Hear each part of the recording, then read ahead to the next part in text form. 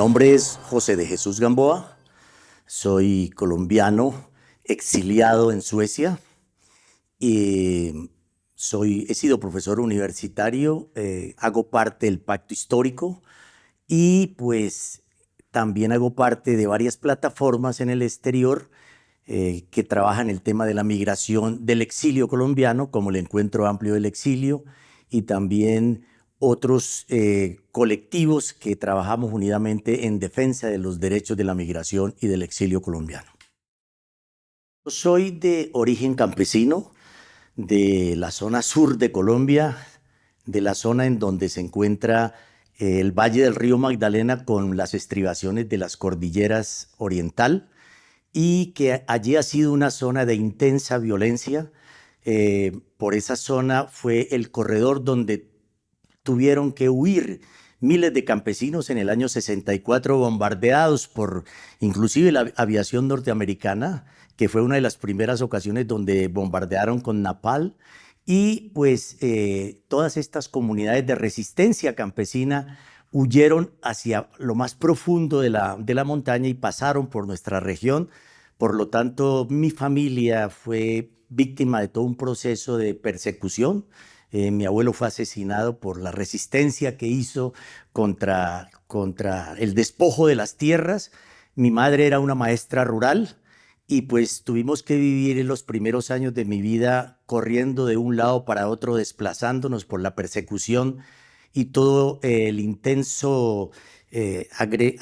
agresión que se hizo contra la población campesina en Colombia sobre todo. Y luego llegamos a Neiva, ahí estudié en la Universidad Surcolombiana, lingüística y literatura. Luego fui líder estudiantil y magisterial en esa zona. Eh, Posteriormente estudié en Bogotá en la Universidad Pedagógica, hice evaluación y desarrollo educativo regional, y luego en Suecia, donde fui exiliado, pues terminé un doctorado en filosofía y letras.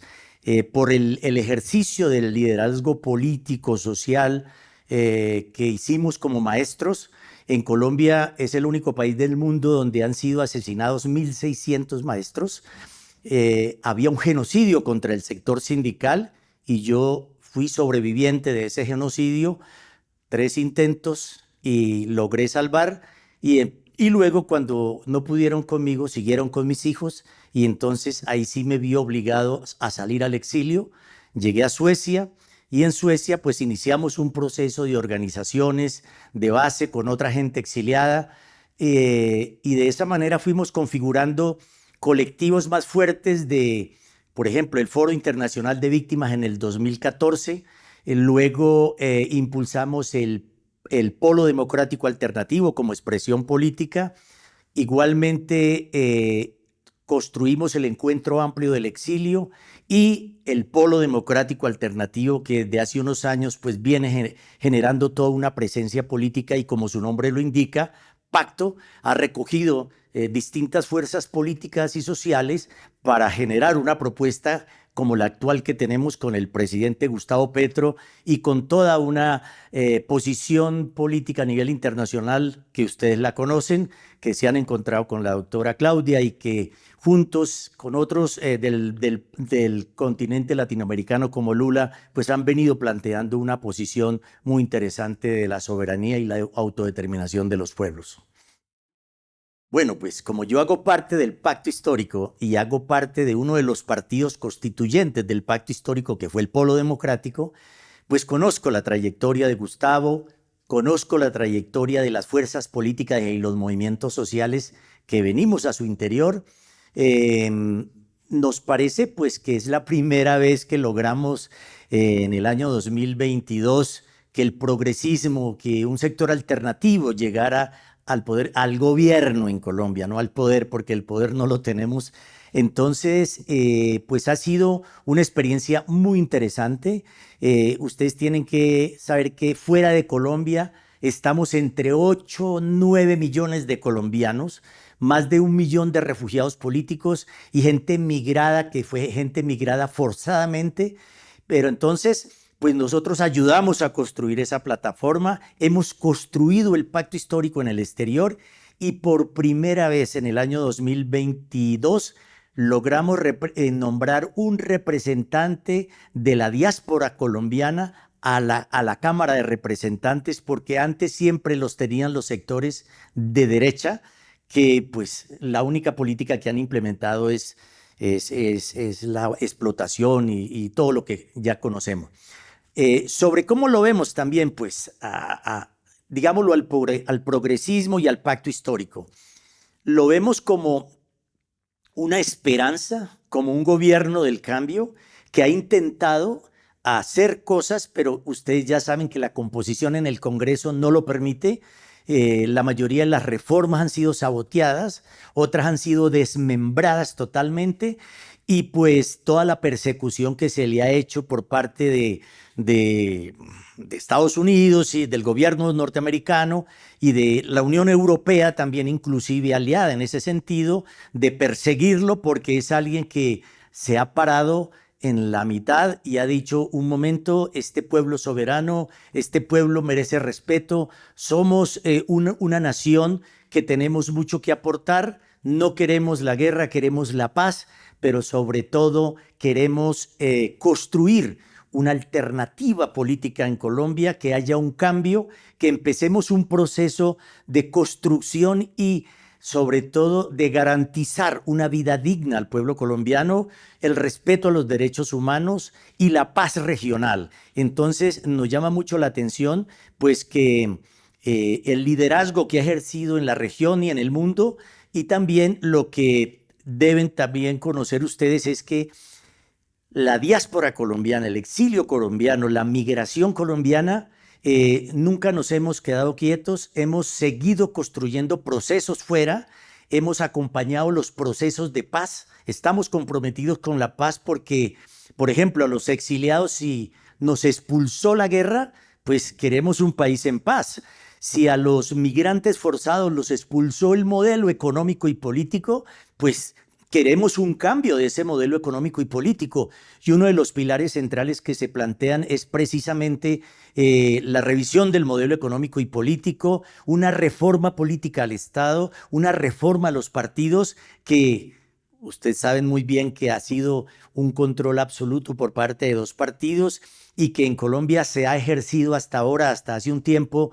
que la única forma de silenciar al oponente político era la muerte, la amenaza, la persecución. A Gustavo Petro le han aplicado eso. Sin embargo, una cosa muy importante es que allí se ha confirmado la teoría de que solo el pueblo salva el pueblo. Y cuando ha necesitado la protección, el apoyo y toda una reivindicación de la defensa de los procesos democráticos, el pueblo ha salido a la calle. Pero no solamente ha salido a la calle en Colombia, hemos salido a la calle en México, hemos salido a la calle en Bruselas, hemos salido a la calle en Ginebra, hemos hecho movilizaciones inmensas, hemos concentrado a veces casi 2.000 personas en La Haya, hemos hecho movilizaciones simultáneas en Washington, en Quito, en Costa Rica, en Ginebra, dependiendo de los lugares donde hay organismos internacionales que tienen que ver con la política internacional y por lo tanto donde necesitamos mostrar que afuera también somos Colombia, que afuera también construimos país y que por lo tanto queremos aportar a este proceso, y en eso estamos. Yo vengo precisamente de Colombia, he estado en Colombia las últimas semanas porque ha habido una intención de los sectores de la derecha colombiana de, por todos los recursos, impedir que el pacto histórico continúe, porque pues el pacto histórico en este momento es reconocido por muchos sectores sociales, por sectores campesinos, por sectores populares, por sectores estudiantiles, que ha hecho reformas, ha empezado a construir procesos de reconocimiento de derechos y de oportunidades, ha entregado tierra a los campesinos. Por esa razón, pues, y también con un elemento muy interesante, es los resultados de la consulta que hubo con Iván Cepeda, que sería el siguiente compañero a la presidencia de la República por parte del Pacto Histórico, cómo Iván Cepeda logra recoger una cantidad de votos en el país y proyectarse en las mismas encuestas por encima de los sectores de derecha. Entonces la derecha está asustada y además porque hay fenómenos como este, ¿no? Petro saca el salario vital, el decreto de salario vital, basándose en la Constitución colombiana, que nunca lo habían hecho, que era de establecer un salario de acuerdo para unas mínimas condiciones dignas, y toda la derecha se viene en contra. La Corte rechaza el decreto, pero inmediatamente los sectores de la derecha que habían estado en contra, pues vuelven y aparecen que no, que estamos a favor, porque se dan cuenta que eso es un efecto político, porque por primera vez muchos trabajadores que viven del salario mínimo, es que es hasta ofensivo el título de ese, ¿no? El salario mínimo, y no como debiera ser el salario vital. Entonces, la derecha está muy empeñada en que el pacto histórico no continúe. Y el Consejo Nacional Electoral, precisamente hace una semana y media, desconoció 12 listas del pacto histórico, entre ellas la lista de la colectividad de colombianos que estamos en el exterior. Y las rechazó porque con unos argumentos que realmente no son de peso y que serían muy extensos explicarlos, pero inmediatamente vino la reacción jurídica y política y se logró que nuevamente los reconocieran. Pero en el día de ayer estaba empeñada otra vez el Consejo Nacional Electoral y otras instituciones a tumbar la lista al Senado de la República. No sé todavía los resultados porque no alcancé a mirar un poco la prensa a ver qué pasó. Sin embargo, es ofensiva tras ofensiva, de una manera, de otra, porque no quieren permitir que este proyecto, que es un proyecto que está en construcción, es un proyecto que está caminando, pero es un proyecto que está anclado en las luchas históricas de los sectores campesinos, de los sectores indígenas, de las comunidades, de los procesos de comunidades negras, de la lucha popular en las ciudades, de las mujeres, de los jóvenes. No quieren que esos procesos sociales y políticos se afiancen y sean una segunda oportunidad, como decía Gabo, para los que no hemos tenido esa posibilidad. Bueno, mi papel en estas elecciones soy el candidato del pacto histórico, uno de los candidatos del pacto histórico por la colectividad en el exterior a la Cámara de Representantes. Es algo muy curioso. Los colombianos y colombianas que vivimos fuera del país somos cerca de 9 millones, algo así. Solamente tenemos derecho a un representante a la Cámara. Ahí se expresa la antidemocracia más grande del mundo. Entonces, pues como pacto histórico tenemos una lista de 3 personas y yo soy uno de esos candidatos, y por esa razón pues estoy en proceso de encontrarme con colombianos y colombianas en distintos lugares del mundo. He estado en Colombia, estuve en Venezuela, estuve en Costa Rica, hoy en México, y salgo para Europa el miércoles, y allí en Europa he hecho ya varios recorridos, pero iré a rematar, pues porque yo vivo en Suecia y ya la votación en el exterior es del 2 de marzo al 8 de marzo, son 8 días para que la gente alcance a participar. Ese es mi papel. He estado compartiendo con la gente el aspecto programático, recogiendo inquietudes, sugerencias, etcétera, etcétera, y en eso estamos. Precisamente sobre lo que pueda pasar en las elecciones, mirando un poco el tema de Honduras, mirando un poco el tema de Venezuela y demás países, con la intervención directa de los Estados Unidos, pues sí tenemos preocupación, y precisamente hemos estado reunidos estos días, y una de las orientaciones que se han dado es que hemos pedido a la comunidad internacional que nos acompañe en el proceso en Colombia, pero también que nos acompañe en los procesos locales en los distintos países donde tenemos comunidad colombiana. Por eso invitamos a fuerzas progresistas y comprometidas como Morena y otros sectores a que acompañen en las mesas de votación,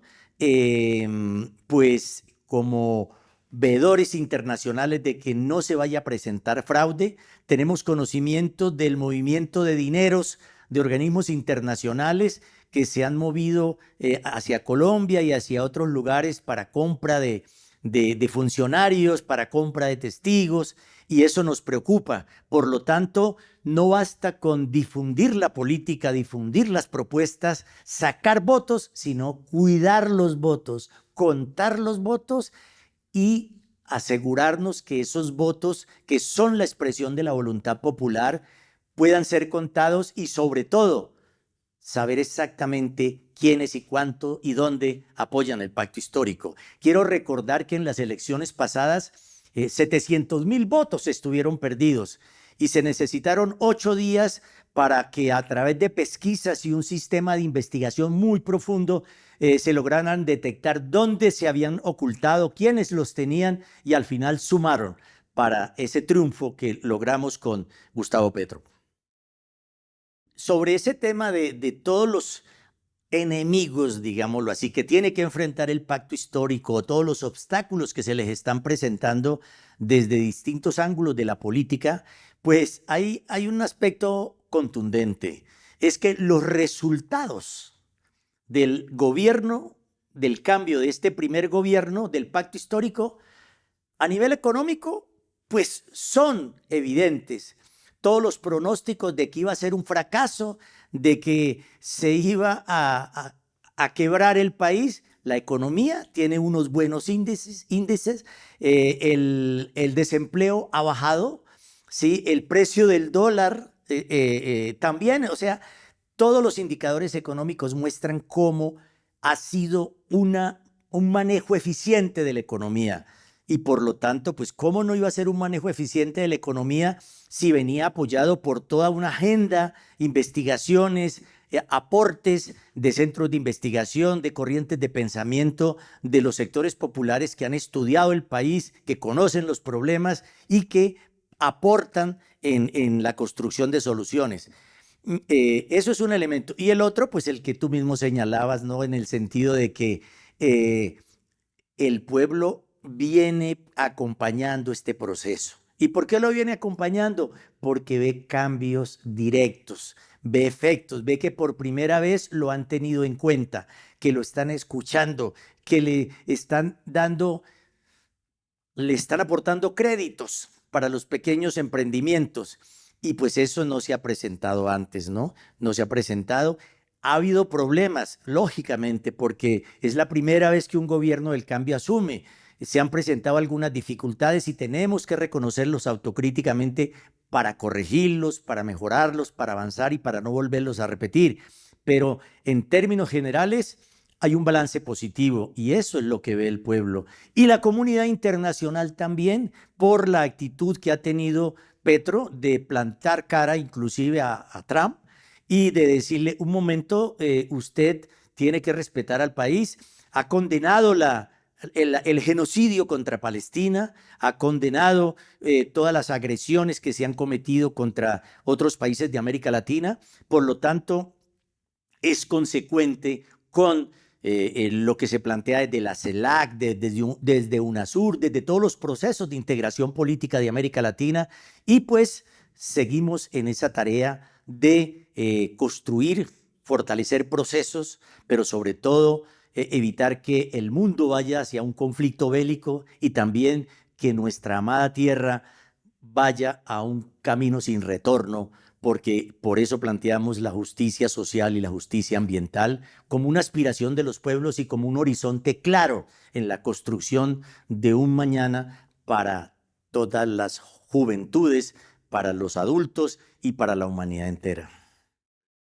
Desde Colombia, desde el pacto histórico, desde los procesos nuestros dentro y fuera del país, siempre hemos observado a México como un referente histórico, político, económico. Hemos estado muy pendientes de los procesos que se han dado en Chiapas, que se han dado en la frontera norte, con todo el proceso de Morena, con las mañaneras, etcétera, etcétera. Entonces, vemos que la misma actitud de la presidenta Claudia para sentar una posición muy enérgica, muy política, muy coherente frente a su vecino, pues nos parece que México puede aportar a este proceso, en primer lugar, acompañándonos como veedores en las urnas, tanto en México como en Colombia. Es muy importante que ustedes envíen veedores a Colombia, porque los ojos de la comunidad internacional ayudan a preservar mucho los procesos democráticos que están en vilo en muchos lugares. Aquí en México también, que nos acompañen en los lugares donde es necesario que haya presencia de ustedes como pueblo mexicano, como instituciones mexicanas, pero sobre todo que sigamos fortaleciendo esos lazos de unidad con, con el pueblo latinoamericano. Y yo quiero terminar con un comentario, pues que es una experiencia que hemos estado viviendo en Europa. Hace unos días hicimos un encuentro en Barcelona de la colectividad colombiana, y en ese encuentro nos pusimos de acuerdo y nos sentamos a hablar con las fuerzas políticas de Barcelona, las fuerzas progresistas, ¿sí? Y allí encontramos comunidad colombiana, comunidad de otros países de Latinoamérica, la diáspora latinoamericana, y empezamos a hablar de una propuesta muy interesante porque uno de los candidatos más opcionados en Barcelona es un argentino y tiene muchísimas posibilidades y lo quiere mucho la gente de Cataluña y de Barcelona.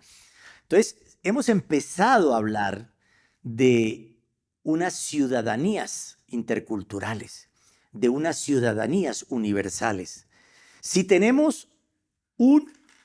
contrincante mundial, que es el modelo económico y político, que ha fracasado, el modelo que nos vendieron en la década de los 90 que iba a ser la solución de todo, pues en el mismo encuentro de Davos hace 2 años reconocieron que era un fracaso ese modelo. Entonces la propuesta que allí ha surgido y que queremos dejarla aquí como una idea para que quizás la hablemos y la comentemos en algún momento, y lo hacemos con mucho cariño y mucha fraternidad, pues es ese tema de las ciudadanías interculturales. Como si tenemos a veces un enemigo global que atenta contra los pueblos, ¿cómo pudiésemos construir procesos de resistencia global con ciudadanías universales? No sé, o sea, es una locura, es una idea, pero surge de las conversaciones y de los diálogos, que es una de las riquezas de la migración y del exilio. Es que nos encontramos con otras culturas, con otra forma de hacer política, con otras visiones del mundo, y eso nos enriquece. Y en ese proceso y diálogo, pues surgen nuevas ideas. Entonces, pues conocedores de la creatividad mexicana, de ese espíritu de visionario que tienen, pues también queremos hacerles partícipe de esa idea que ha nacido allí y en ese evento de fuerzas políticas de distintos lados, porque habían varias, con la comunidad colombiana allí, pues surgen estas ideas. También quiero reseñar otro aspecto clave, es que en Europa hemos venido, las diásporas de Latinoamérica sobre todo, hemos venido hablando de construir procesos acompañantes de los procesos de integración latinoamericano, pero no solamente aquí en Latinoamérica, sino en Europa. Y allí, por ejemplo, cuando Petro estuvo, ustedes saben que la CELAC y la Unión Europea se han venido reuniendo. Entonces se hizo una reunión aquí, se hizo otra allá, y la próxima será en Uruguay, creo que es en el 2027, el año próximo. En esos procesos se viene también hablando un poco de ese tema de cómo fortalecer la unión de los pueblos desde distintos lados para resolver los problemas comunes que tenemos. En ese sentido, uno de los temas centrales que analizamos es el tema de la migración. El tema de la migración como derecho, el tema de la migración como un aporte también que hacen los migrantes en cada lugar. Para nadie es un secreto que los países de Occidente no podrían vivir sin la migración.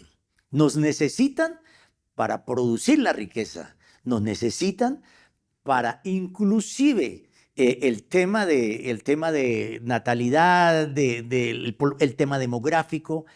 y aunque algunos han decretado como una guerra la migración, ustedes saben, la semana pasada la Unión Europea aprobó una lista de países seguros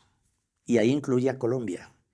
Y resulta que, claro, en Colombia hemos avanzado y se han hecho muchas cosas, pero ahí siguen problemas de persecución a líderes y a lideresas, porque hay regiones en donde los grupos paramilitares están ahí. Y no es mágico que el actual gobierno pueda terminar todos los problemas de violencia en un periodo corto, y quizás algunas estrategias hay que revisarlas en el proceso de construcción de paz. Eso también está claro.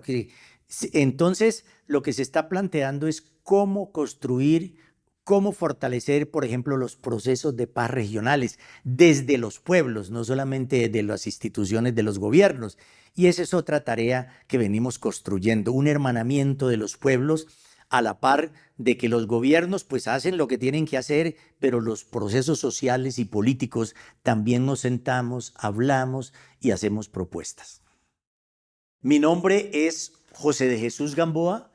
y soy colombiano y hago parte de la propuesta política del Pacto Histórico, que en este momento se plantea continuar en un segundo periodo de gobierno de Colombia para poder continuar con las transformaciones que hemos venido dando, y desde el exterior, en donde hacemos presencia con la migración y el refugio, en donde más de 8 millones de colombianos estamos, hemos venido participando en un proceso político de defensa de los derechos de la migración y del exilio, de la paz y sobre todo del derecho a una vida digna y en paz de los colombianos y las colombianas, igualmente de los procesos de integración latinoamericanos y de unidad con los pueblos mexicanos, con los pueblos centroamericanos y del resto del mundo. Queremos, por lo tanto, invitar a la comunidad mexicana a ver la 4TV.